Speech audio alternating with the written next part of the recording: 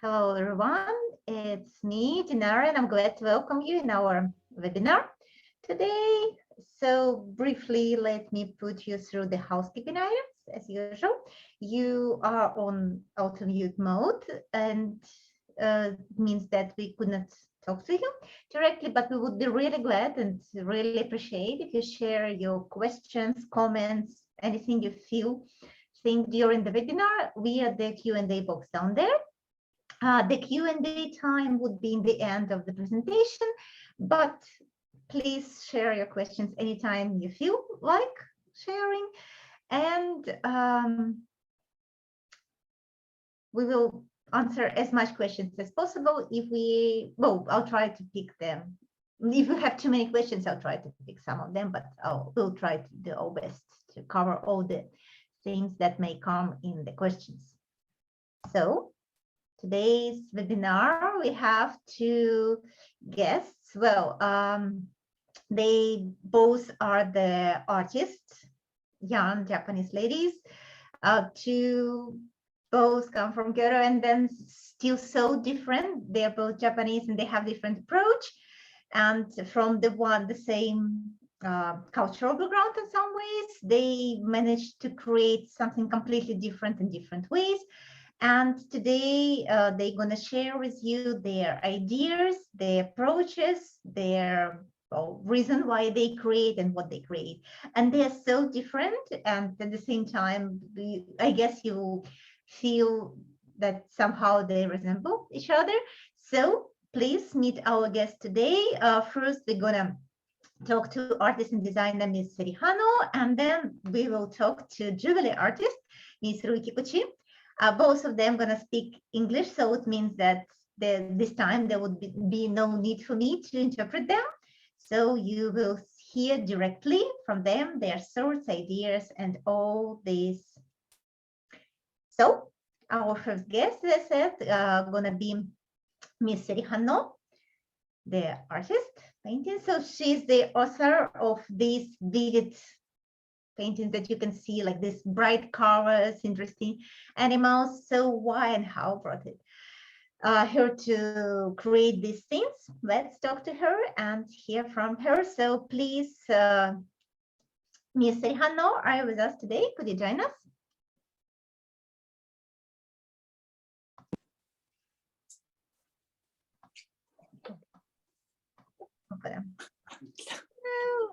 Thank you, Dinara.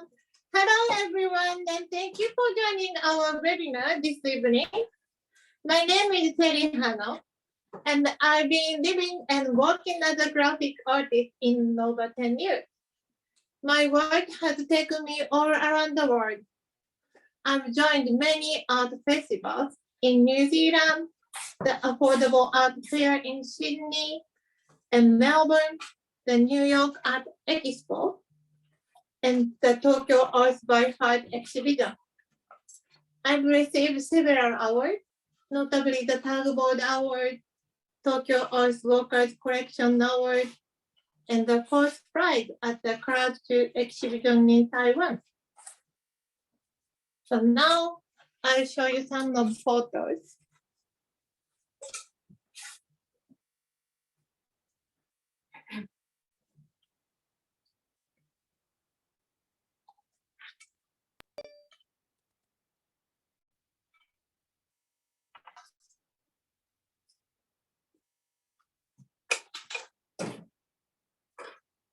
So I often go back and forth between Japan and Australia. I'm influenced by the vivid colors and patterns in wildflowers and birds and how people interact with nature. After being exposed to nature in both Japan and Australia, I started to understand the importance of conservation.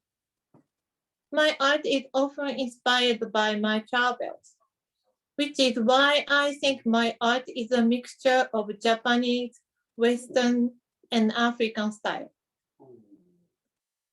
One of my missions is to spread Western attitude of art to Japanese audiences. Conversely, I'm interested in spreading Japanese sensibility of harmony and balance with nature to Westerners. In November 2017, I unveiled my homeware brand, Crackspark. All of my Crackspark patterns are designed, all of my Crackspark patterns and designs are original. The name Crackspark is taken from the constellation, the Southern Cross. It was crucial for guiding navigators around Australia. The part of the name comes from the word spark, which also hints at nature. I hope my products bring a sparkle to people's lives and that my work helps guide them back to nature. Let me show you some examples.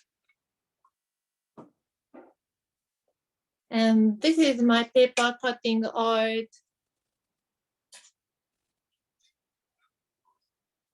And tumblers, some phone cases. And here are bags. And placemat. And a scarf. Interior design in Japan is, generally speaking, quite simple. The average home is usually painted white without anything colorful. We often don't use unique wallpaper styles. We tend not to display art or bold interior goods. After living overseas, I was inspired by colorful Western interiors. So I want to bring that to a Japanese audience and bring more color into people's lives. One of the reasons I started Crackspark was that I was concerned how the art market isn't as big here in Japan. Of course, Japanese people appreciate art, but most people don't buy it. Recently, major exhibitions encourage you to experience the art by allowing you to take photos in front of a display. These kinds of exhibitions are becoming popular, but I still felt that art isn't experienced in everyday life like other countries. Art is only really enjoyed by just a few.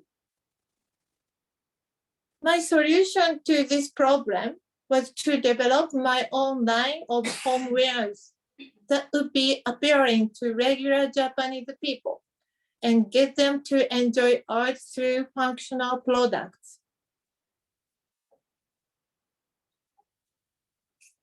The Crackspark is available in pop-up stores held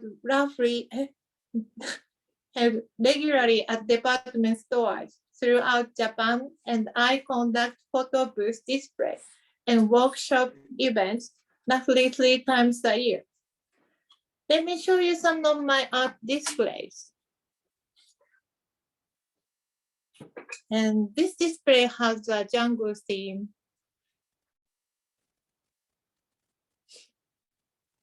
It's also jungle theme. And this display has a travel theme. I wanted to immerse my customers in my art and make them feel like they are traveling to a tropical place. So I collaborated with a local wallpaper company who helped me make these wonderful displays. My art was picked up by interior designers who later used them in hotel rooms.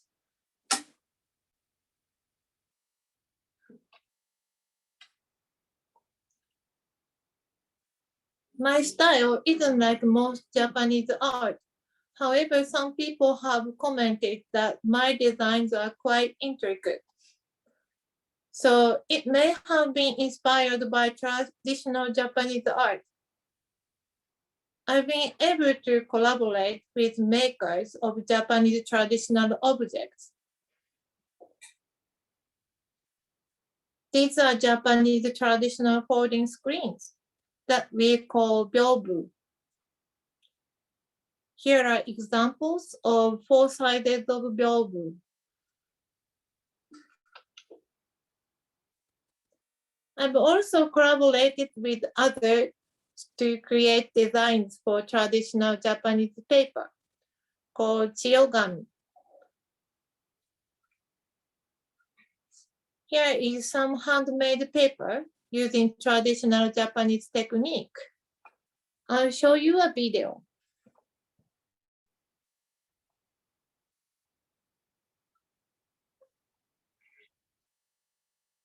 This is a video of a craftsman applying paint onto a semi-permeable screen. It looks similar as a fly screen. She uses a precast stencil and the paint is squeezed over the paper. And that's how it's printed.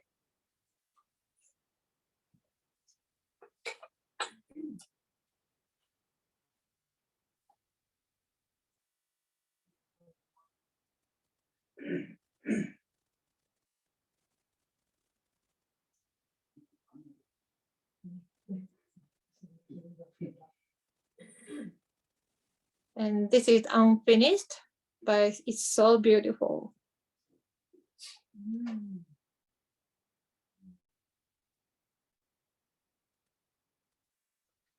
Then the video I'm going to show you next is about my drawing method.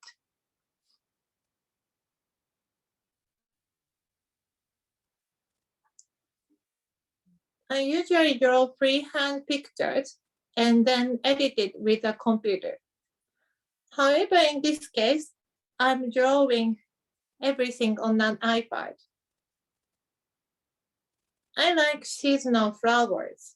I love plants with distinct wavy and curvy lines that stand out, like leaf veins. These are flowering kales, longleaf pines, and pussy willows. They are popular decorative flowers for Japanese New Year. They are perfect for 2022, as next year is the year of the tiger. So I use them in my New Year card designs.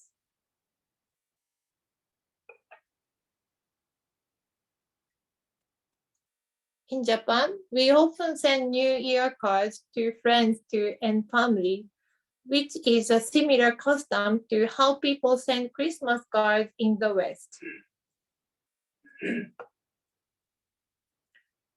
I love it when my pictures give people joy and makes them smile.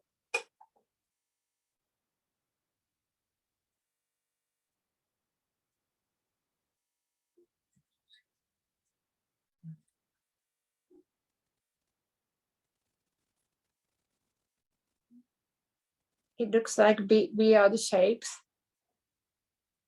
but it's going to be beautiful flowers.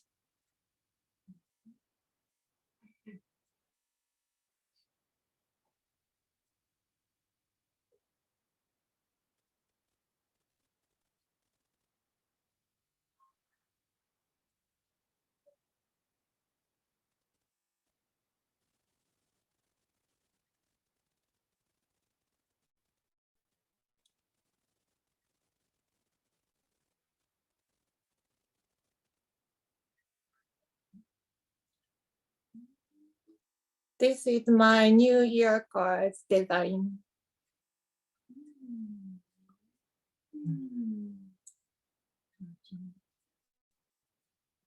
So some years ago, I realized people are more drawn to art and color than I previously realized. That realization motivates me to keep drawing because I believe art can make people happier. When people feel happy, the world can become more peaceful.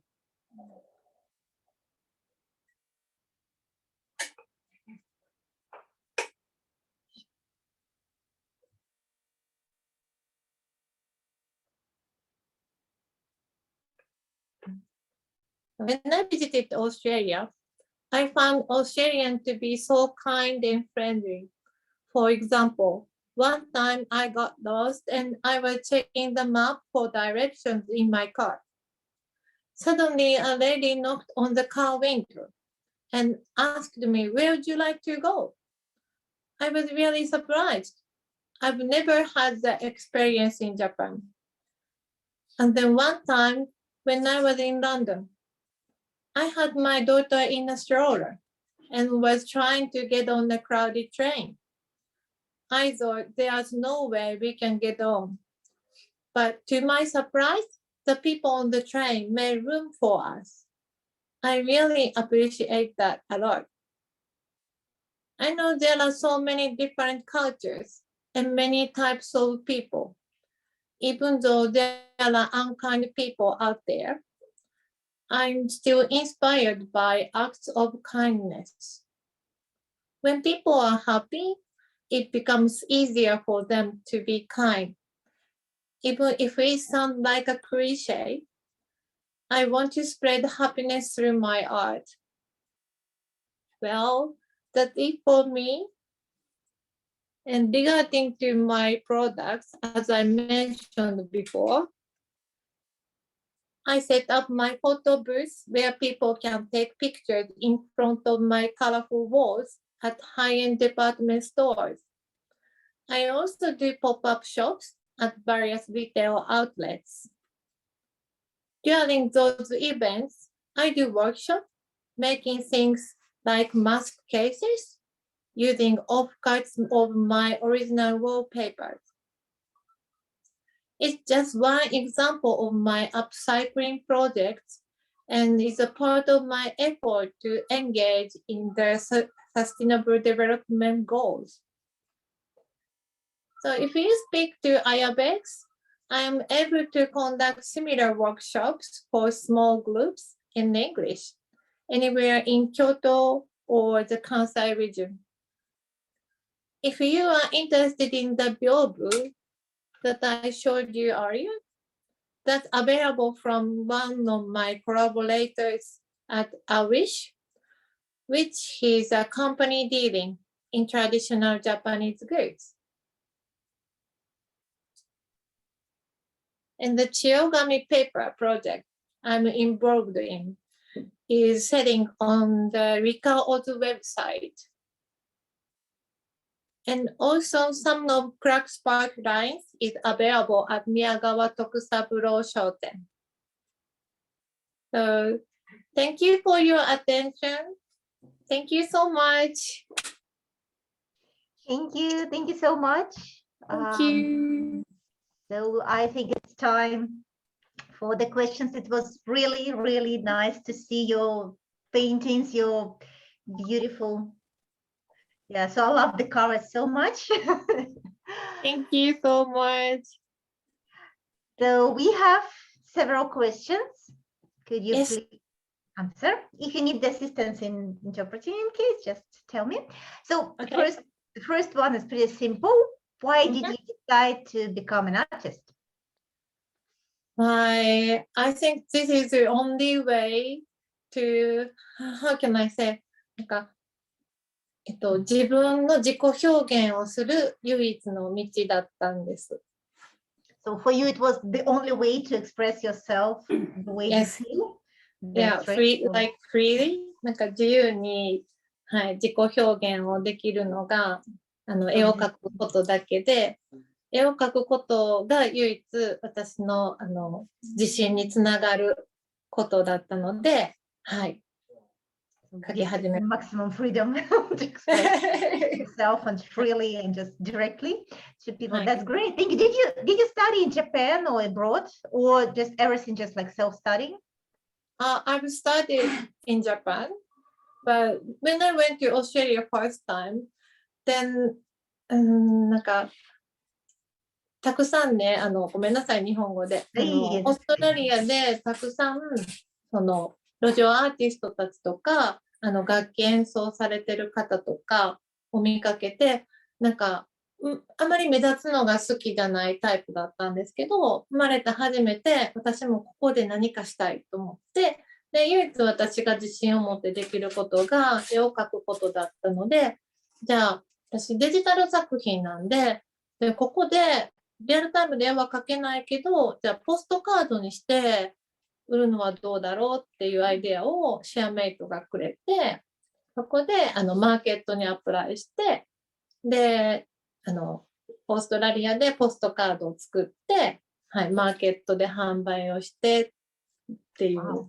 はい、感じです。So you went to Australia, met there a lot of artists and just people who are creating different scenes, and that brought you to thinking that just love there should be a way that you can also express yourself together with all these people, and the only way that was available for you at that point was painting, and that's how the idea of painting postcards appeared. So your first work was creating digital postcards and selling them in Australia, right?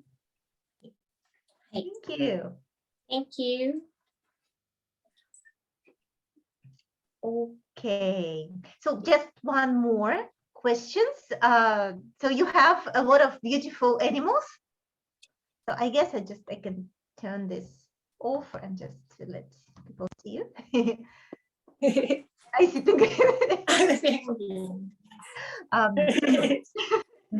Yeah, so you have a lot of animals from other places. Do you paint any Japanese animals too? Japanese animals. Yeah, sometimes. But mainly it's animals from jungles and just from places, right? Because I really love Australia, so I used to draw Australian animals, but sometimes I draw my neighbor animals like sparrows, なんて言うんでしょう。サギって。I forgot the words. Oh, wait a minute. Yeah, sorry. I'll just another beautiful bird. Hi. Oh, okay. I'll remember and tell everyone later.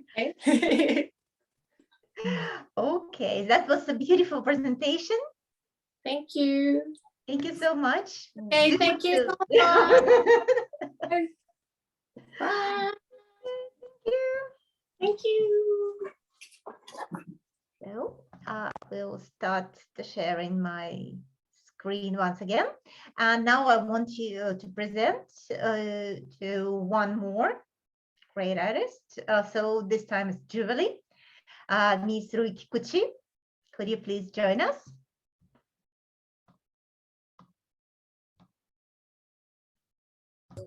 Just getting used to things, Dinara. Give me a second. Yes, take your time. Thank you. Can you see me? Yes. Great. To bring you to the, oops, sorry. Yeah. Great. Thank you so much. So Dinara, thank you, Dinara. And thank you, Ayabex, for giving me this opportunity to present my work. Hello, my name is Rui, and welcome to my studio here in Kyoto. I'm joined by Kimono Extraordinaire, Tokusaburo. He will be giving you a presentation next week, but today he's assisting me behind the camera, so thank you. I know it's been a long session, but please stick with me. It'll be worth it. Okay, so I'm just going to go to my slides.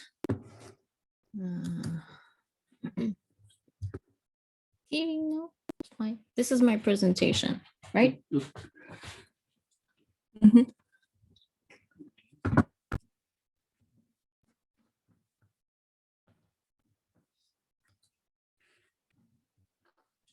It appears that my presentation has disappeared. Okay. If you need an assistant, Bear with me, please don't go away. Don't go away, stay. I swear we had this all prepared.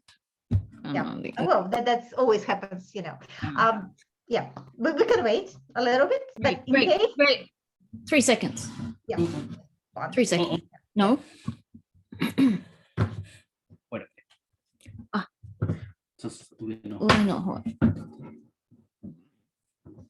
Mhm. Ah, Mhm. 僕もチラチラ映ってて。Yeah, that's a great point. That's to so solve clever. problems. He's helping me. Sorry about that. Oh, by the way, while we are waiting, you can just pay your attention on this beautiful tiara on the right side, Mhm. in the middle of the table. Can you see that? Yeah. Oh. So Yes, yes, Oh, yes. yes. they So are oh, great, beautiful. I great. think. Thank you very much. Fantastic. Thank you very much for your patience. 2 seconds, 3 seconds. Okay, kill you. Great, fantastic. Okay, and I press yeah. Cue. Okay, so thank you for your patience. I'll be showing you aspects of my life in Kyoto and how it informs my work. My goal today is that you'll come away from this presentation with a different sense of what Kyoto looks like and a more nuanced perception of life in this city from an artist's perspective. You'll get a sense of how younger artisans and artists like myself are trying to carve out their place and contribute to an ongoing history that's 1,200 years long, and why those perspectives will make for an interesting and valuable experience for your clients. Okay, so my studio is located in the northern periphery of the economic and cultural center of Kyoto. I'm less than a 10-minute walk from the World Cultural Heritage Site, Ryoanji, and you'll know Ryoanji with its for its iconic rock garden. I do hang out around Ryoanji a lot. This is my son. He's almost 2, and we do hike around the woods behind the temple a lot. This is last week, I think. Yeah. My studio is easily accessed via Randen Railway. The nearest station, of course, is Ryoanji Station. You can also get city buses, and a lot of them are frequent. And I just love the Randen. It's just such a gem if you're a railway fan like me. Really, if I would visit Japan just for the trains. I'm also close to World Heritage Sites Ninnoji and Kinkakuji, and the Randen also goes to Arashiyama. So there's plenty of things to do before and after a visit. To give you some background, I was born in Kyoto, and I graduated from the University of Sydney with a Bachelor of Fine Arts. And in 2004, I returned after graduation and established Atelier Rubiju in 2016. What is life like here? What images come up in your mind when you think Kyoto? Is it temples and gardens? More temples and more gardens? Those things are nice, but so what? The more pertinent question is, how are those things relevant to the lives of people living today? So now I want to take you on a journey that's in a mode that may be a little different from what you're used to, and that may allow you, without going into any historical facts, to have a different appreciation of the sites of Kyoto. So as a jewelry artist, I find Kyoto in the intimate details, the lines, the forms, the patterns, the layers, and the color. Love the color. And of course, the symbolism, natural diversity. The details are both rich and subtle. There's play on light and shadow. There's drama, and there's quietude. Kyoto is also about interactions and relationships. It's flamboyant and it's humble all at the same time. Seeing things by what is not revealed, that flourish and decay often occupy the same spaces. Appreciating change through time. This is my plum tree at home. And I just want to point out that all of the slides that I just showed you, except for 2, are within walking distance from the studio. The elements I just mentioned enrich my everyday life and allow me to experience this place in a creative and resourceful way. It's the same with many artists in the past and present who've been part of the long evolution of life in Kyoto. So my life in Kyoto, can you tell I'm so proud of myself here? Okay, so you can see how I've chosen seasonally appropriate palette and imagery in the kimono, but you can't just go overboard. You have to bring it back a little. You want a positive contrast, otherwise there's no balance. And you see, I've done that with the obi accessories and bringing out the green, and then kept it off with a really spunky obidome brooch, of course, by Atelier Rubijou. You can also see that I've made it place appropriate by the material in the print. It's not too formal, it's not too austere, which is great for visiting museums. And this is the gardens at the Asahi Beer Museum in Oyamazaki. And I want to emphasize, pardon me. I want to emphasize participation in Kyoto life in whatever way is possible.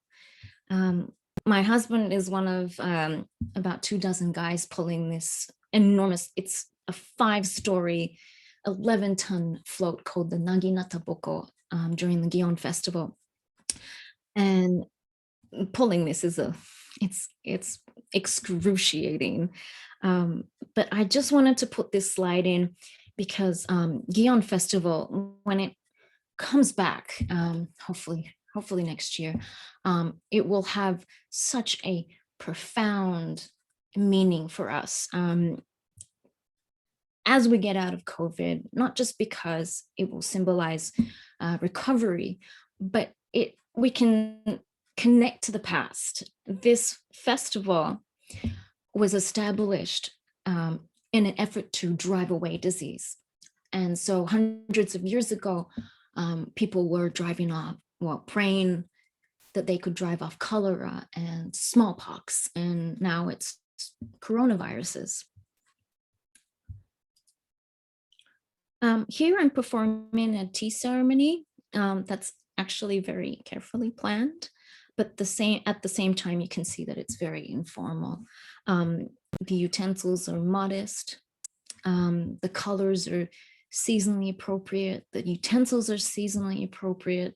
The colors are cooling and calming, and I've reflected that with the colors, the palette on my kimono as well. And it's in my, I truly believe that tea ceremony should be performed whenever and wherever you can. And this is by no means any exception. This is performed at a CrossFit gym. I think offering tea is one of the kindest ways of interacting with people. It really shows a very carefully curated, carefully managed, not just managed, but just there's a lot of thought into giving tea. And this is an outdoor picnic tea ceremony that I did at the Imperial Palace Gardens. This is just with friends. Enjoying the live music scene in kimono. You really don't have to you don't really have to go out in kimono just to see traditional arts. You can do it with anything. Preparing Christmas chicken in kimono. You can see with this outfit that I'm totally ready to make the appropriate waistline adjustments. So the reason I'm presenting all of these images to you is because I want to show you how these elements inspire both my cultural life and my artistic life. And my artistic practice places heavy emphasis on the handmade. Here I'm sewing some pieces for a brooch. And through the handmade, I'm proposing a type of consumerism that's moderate and measured, that has spiritual principles that are handed down through the thoughts and sensibilities of artists and artisans throughout history. Here I'm in the process of making a tiara. It's a huge piece here. And I'm sewing this by hand. And after I've sewed this, I'm now forming it slowly with a hammer, slowly, slowly, slowly, slowly.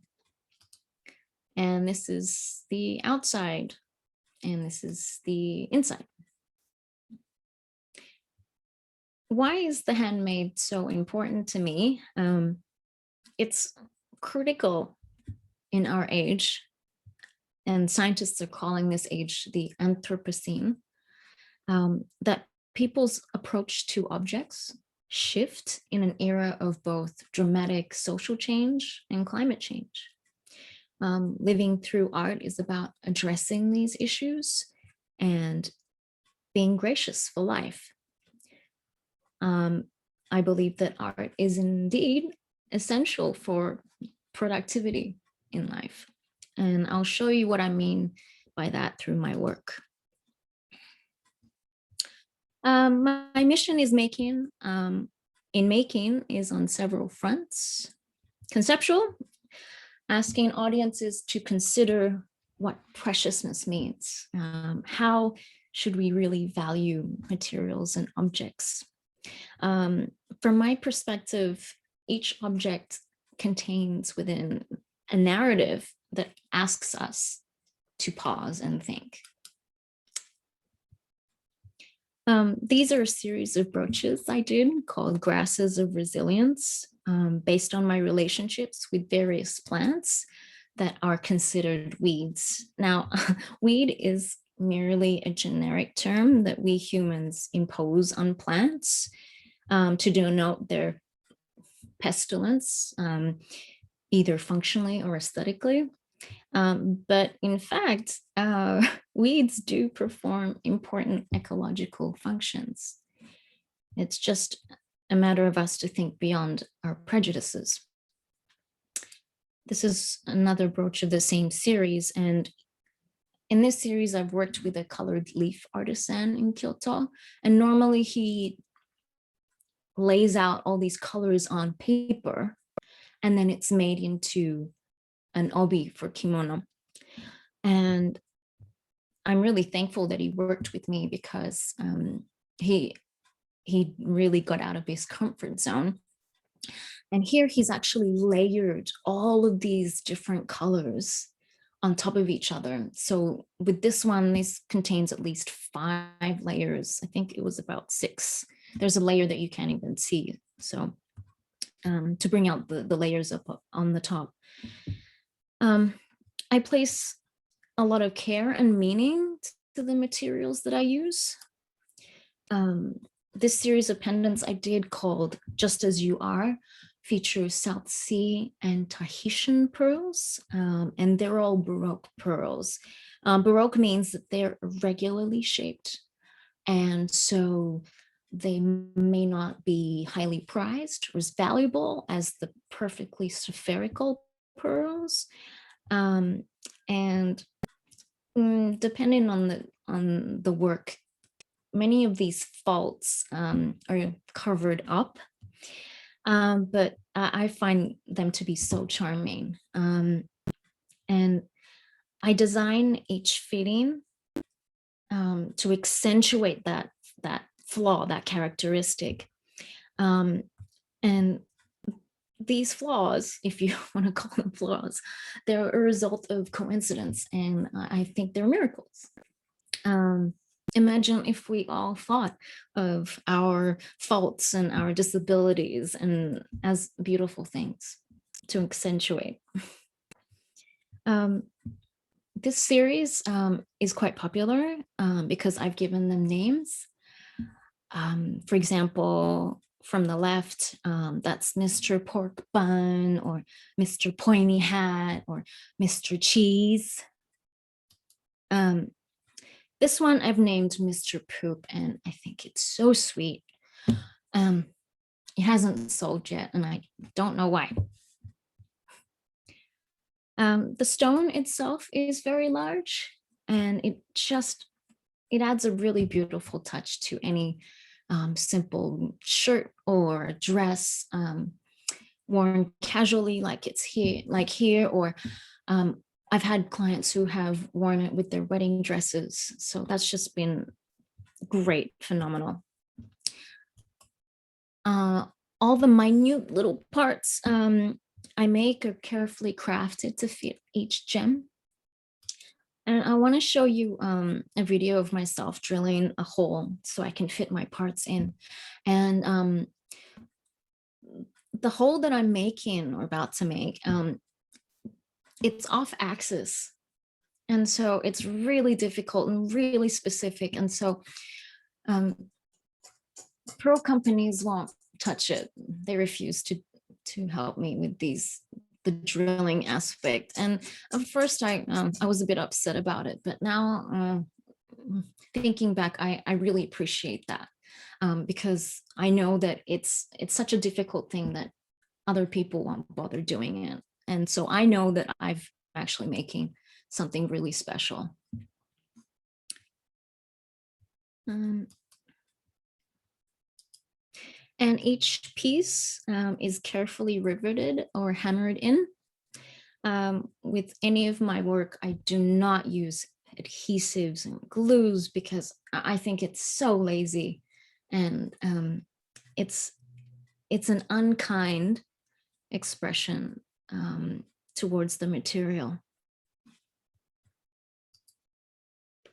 I make all of my findings and all of my parts because I believe that my work deserves that attention to detail. I also try to be conscious of at least where some of my material comes from. Like, for example, my silver, I source that from a refinery in Tokyo. And what they do is that they collect e-waste, things like e-waste, developing fluid for photography, and then they refine it. Another mission in my work is to cultivate relationships, both with other makers and the people wearing my pieces. And using my experience with different cultures has allowed me to meld different techniques and influences to create my own visual style. This is a tiara, which is part of my most recent series. It's based on Shakespeare's Midsummer Night's Dream. And this is a tiara for the character Hermia.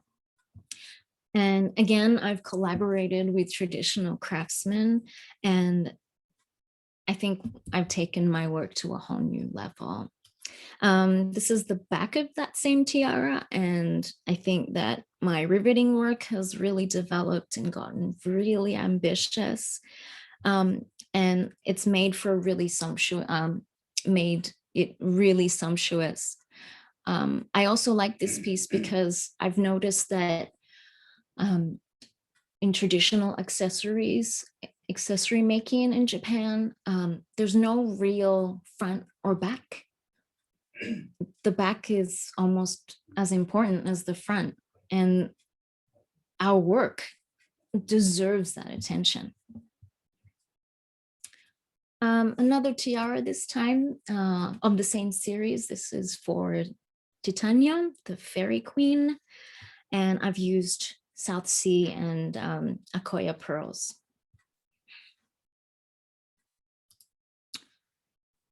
As for the services I will provide, they are studio visits and workshops. My service will appeal to clients with an interest in learning about living and about a living and evolving culture. Those who are looking for an immersive conversation in an intimate setting. Clients who want to contribute to the development and sustainability of local cultures. And those who want to learn about a different mindset and an approach to the act of crafting an object. I do believe that in a post-COVID world, clients will be seeking out a more immersive and a deeper understanding of the places that they visit. I'm able to give detailed explanations from a Japanese perspective in a way that is interesting and accessible to English speakers. So some of the tours I'm proposing are an artist talk with matcha tea and seasonal sweets. Probably duration 1 hour, up to 1 hour, and a maximum of 5 people. Or a practical workshop, say making hairpins with Japanese akoya pearls, or a pendant with Japanese akoya pearls. Take about 2 hours, up to 3 people, and with matcha tea and seasonal sweets as an option. And of course, all the jewelry is available for sale that's exhibited in the studio. Thank you for your attention. I'd like to welcome any questions in the Q&A box. And while that's happening, I'll give you a tour of my studio and how I work. So we're just gonna move over there, and I have to stop sharing. No, it's done. Yeah, I have to stop sharing, but No, I have. can I you have that control that, Dinara? I have stopped. You can. I'm such an analog. Give me a moment. That's- What am I doing? Escape. Is it escape? Great. Thank you. So I have stopped. already a lot of questions, but yeah, we just. Oh, you have? Okay. Good rush. Okay. Over there. No rush. We have time. We still have time. It's okay. So Tokusaburo's busy. He's busy moving things.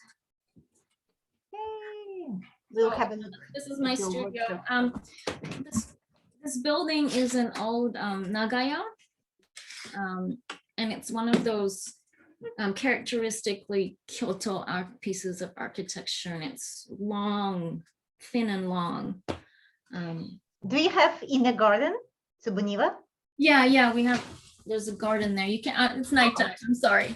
Yeah, it's so it's real traditional Anything house, right Kyoto now. house. Right now, I'm sorry, but yeah, it's characteristically thin. No, not very wide. It's long, and yeah, a lot of tradespeople use these kinds of houses in the past. And I just want to give you a picture of how I work. This is my desk, and there's a pillar right here. So Tokusaburo is just gonna move the camera for me. So this is a desk I kind of made out of an old desk, an old Wow. Japanese desk. Yeah, put it up a little bit. So some of my pieces I want to show you. So yeah, basically I hand cut these pieces out from like sheet metal here. Yeah, everything from sheet metal, even the bells. So I've made some bells for another tiara.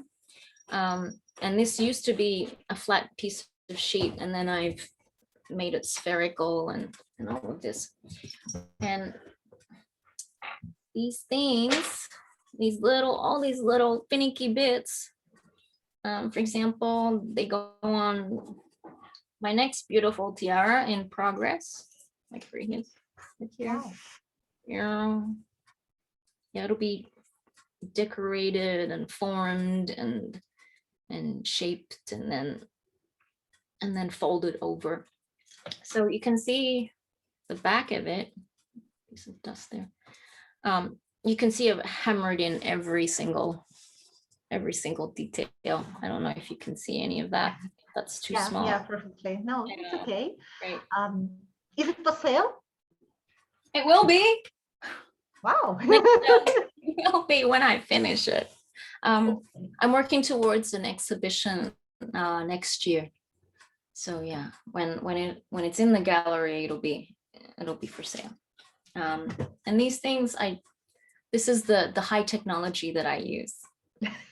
Yeah, this is called a hand saw, and then I just saw this for hours and hours. We have such a question. So how long does it take you to make a tiara?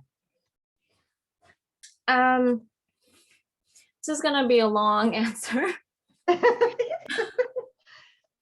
The reason being, I just mentioned that I'm gonna exhibit these tiaras next year, and I was actually asked to do this particular exhibition almost 3 years ago, and I had everything ready, almost ready, and then COVID hit, and then we went into a state of emergency, and so we postponed it a year, and then the next year, again, just coincidentally, another state of emergency was called, and then we had to postpone it again. So it's going to be 3 years. So each time it was postponed, I've made them more wonderful and more fabulous and more sumptuous. So it's just adding more and more and more. So the short answer is 3 years. Okay. But the long answer, and this is something that I would like people to understand more, is, for example, when Hokusai, do you know, with his beautiful wave? Yeah, pretty famous recently. Beautiful wave. I guess. Yeah, that beautiful wave, the ukiyo-e print. When he did that when he was 70. And apparently he said that, oh, I'm finally getting good at this thing. True. He had 20 more years. This is a guy who lived in the 18th century, and he lived till he was 90 years old, and he had 20 years to do his best work. And I like telling people that story because I feel like the place that I'm here making all of these things has just been a long and arduous, sometimes very painful journey. But all of my experiences, I think, culminated into my sense of design or my level of observation. And I think that for Hokusai, he wasn't able to make that until he was 70 because he wasn't looking as intently as he did until that age. And so for me, what I make now, yeah, it takes me a week, it takes me 2 weeks, it takes me a year, whatever. But I feel that whatever I'm making now has taken the lifetime up to now. And I think that's a big distinction that I like people to understand. Yeah, that's true. So because you're building now things based on what you are, and you are because of all your lifetime experience. Yeah. I couldn't have made this when I was 20. No way. Yeah. I agree. That's really beautiful. Yeah. Well, I mean, yeah. It's only now. I mean, and this is going to be a long story, but so when 2 years ago, almost 2 years ago, I gave birth to my son. I had a little bit of an accident and almost died twice. Wow. Yeah, I almost bled to death, and then I had a stroke a few days later, and I was rushed to a bigger hospital. But that's okay. So what my point is that my sense of time has changed. So my sense of how I want to push myself has changed. So the tiara that I was supposed to present 2 years ago is just not, it just doesn't cut it. But now I feel that because I'm feeling from that experience the need to push myself. That has been a valuable experience. We have a question about your poop pedant. Oh, please. It's cute. Give it a home. And the question is, how much does it cost? I'm sorry? How much does the poop pedant cost? Oh, it retails for 32,000. How much is that? Where is it? Yeah, like $300 US. Yeah, about $200. Yeah, $300 US. Oh. Yeah. Okay. Maybe Beautiful. So cute. It's so cute. Yeah, it is. And we have a question about your kimonos. You have shown us a lot of pictures of kimonos. So the question is, wow, how many kimonos do you have? Oh my gosh. I don't know. I don't know because 20, I have 50, so many. 100? And Tokusaburo knows me from 2 years ago. I can't really wear kimono and go out because of COVID. And also my son pulls everything. So I haven't been able to dress fabulously for 2 years. It's annoying me. But Tokusaburo knows this. So when we had meetings and events, I used to go on my bicycle in kimono and race Wow. all around the city. People would laugh, like, what are you doing? This is normal. I guess it's so cute thing to do. Yeah. And sometimes you do see people on bicycles in their kimono. Yeah. Yeah, not much outside of Kyoto, I guess, but Yeah. It's very But Kyoto. I'm sorry, I don't know. I think it's dozens, Wow. maybe a couple of dozen. That's really, but you look really elegant in The them. wonderful thing is, Dinara, that in my experience is that because I'm loving this, I'm loving the color, I'm loving the pattern, I'm loving putting everything together. People just want to give me their old kimono. Oh, Yeah. Or they don't give it to their daughter, they give it to me. wow, that's Yeah. a good Because thing, because they trust that I'll actually enjoy it and actually use it. Yeah. And I've camped in kimono. The guy at the camping ground just couldn't stop laughing. Thought I wanted the lunch.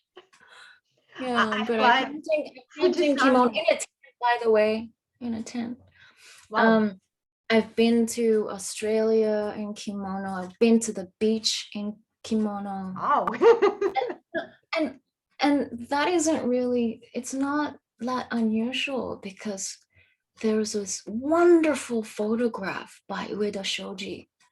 He's a Showa era photographer. And there's this beautiful photograph of his family, and his wife is standing on a sand dune in Tottori.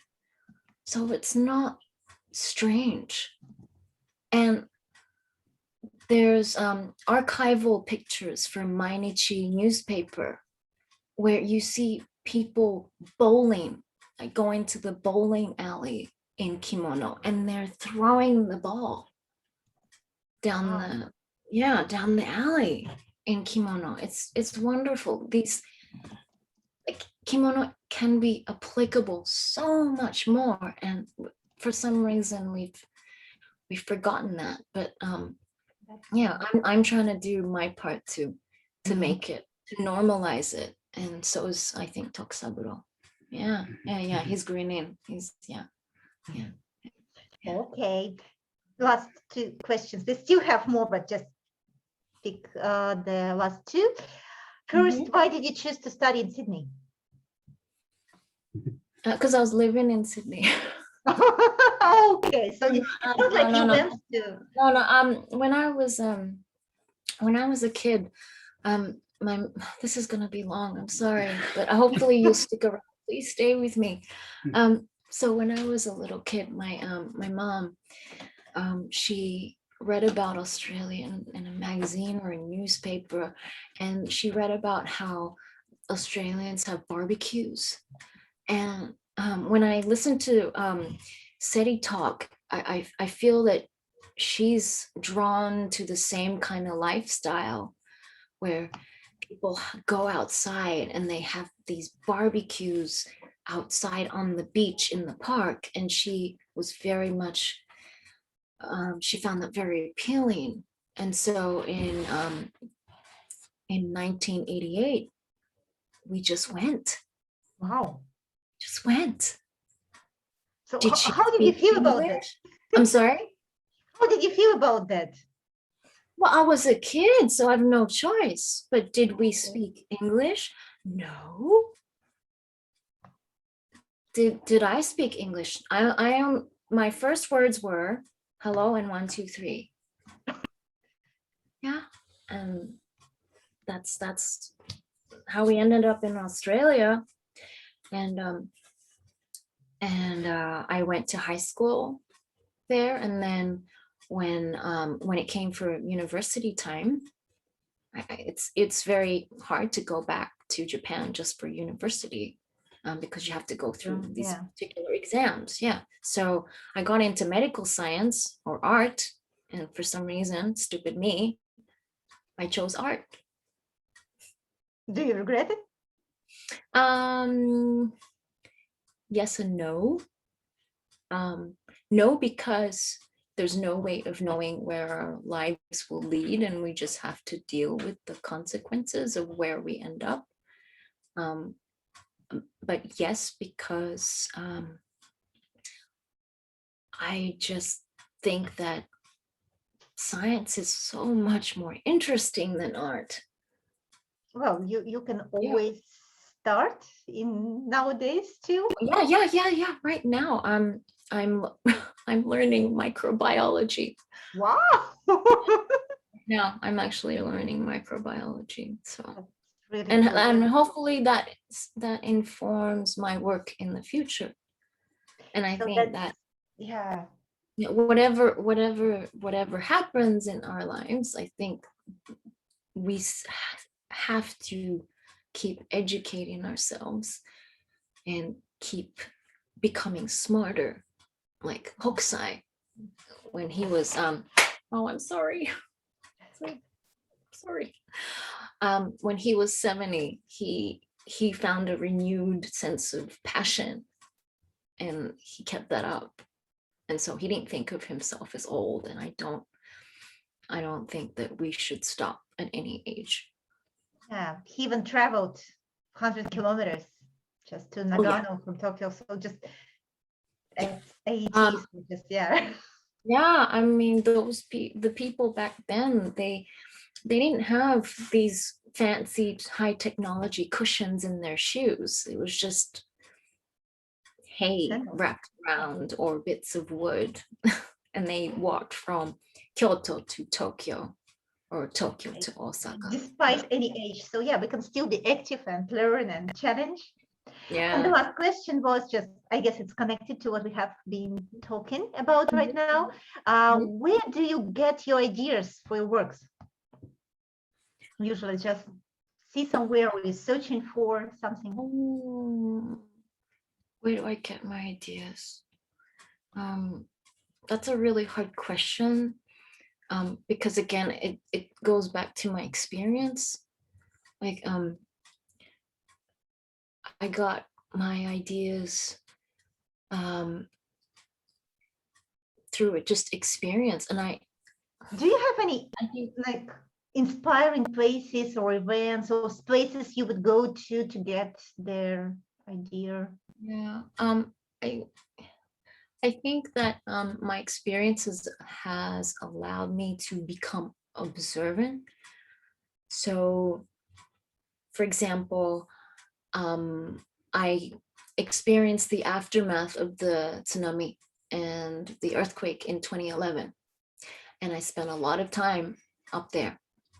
And then learning about how people are reacting to the situation was a real eye opener for me. And then after that, traveling around Africa, going through places that are just completely different from my own, meeting people that have basically nothing in comparison to Japan, and living a normal everyday life with very few resources. Going through Islamic countries, that was a fantastic eye opener.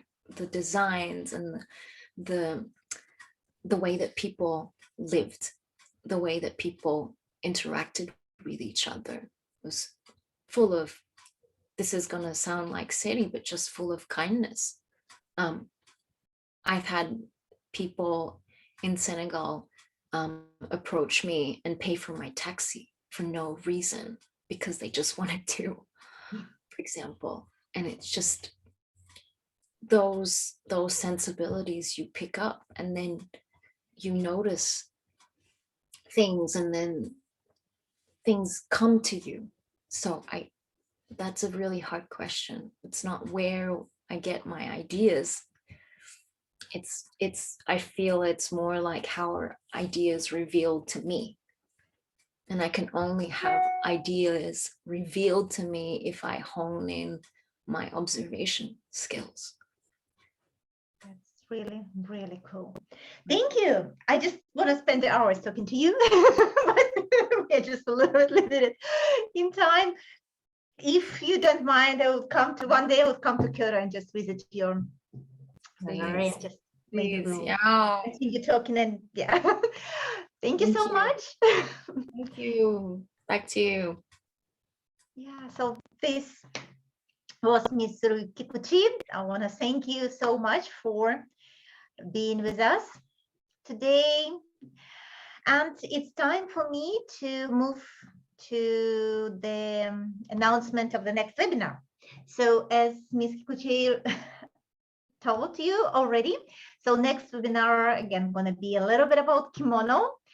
Mr. Miyamoto, oh, sorry. Mr. Tokosaburo Miyagawa first, who was assisting us today with camera, going to talk to you about Japanese kimono, stylist, and what are the new approach of wearing kimono and how he can make completely new image out of tradition. So that I find it's really, really beautiful. And we will have a really traditional talk about Japanese Noh theater from Noh Theater Master, Mr. Miyamoto Shigeki. So that's going to be our last webinar in this year. So before the Christmas and New Year's holiday, we'll have this beautiful Japanese talk about Japanese tradition. It's going to be right in 1 week on 22nd of December, exactly the same time. So hope to see you there once again. Thank you for joining us. Thank you for being with us today and the whole year.